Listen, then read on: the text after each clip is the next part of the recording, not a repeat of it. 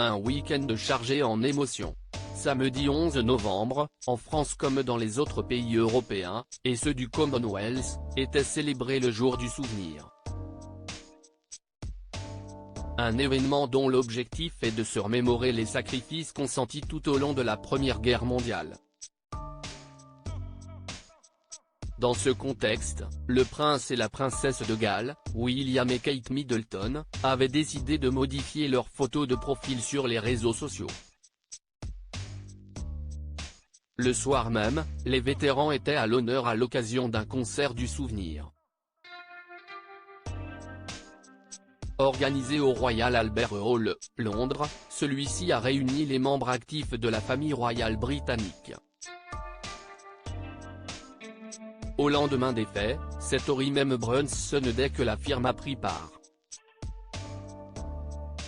Des gerbes de coquelicots ont été déposées, comme le veut la coutume, au cénotaphe, un monument aux morts londoniens. Une cérémonie traditionnelle, à laquelle le prince Harry n'a pas pris part, en dépit du fait qu'il ait servi dans l'armée britannique, a été organisée.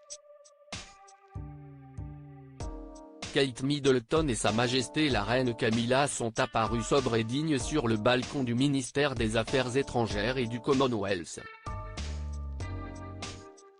Charles III, Camilla, Kate Middleton, princesse Anne. Les Windsor réunis pour le concert du 11 novembre et Kate Middleton, une princesse au visage grave. C'est une expression solennelle que l'on pouvait lire, tout au long de cet événement, sur le visage de la maman de George, Charlotte et Louis.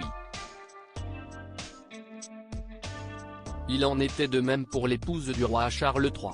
Les deux femmes, comme au garde à vous et vêtues d'une tenue entièrement sombre, ont conservé une mine grave alors qu'elles se tenaient côte à côte sur le balcon surplombant le cérémonial du souvenir. La jeune femme de 41 ans, à l'instar de la mère de Tom et de Laura Parker Bowles, avait accroché 3 coquelicots rouges à son long manteau d'inspiration militaire, observe le Daily Mail. La mine sombre, la belle-fille de la princesse des cœurs a, de cette façon, souhaité rendre hommage à ceux ayant perdu la vie alors qu'ils luttaient pour leur pays.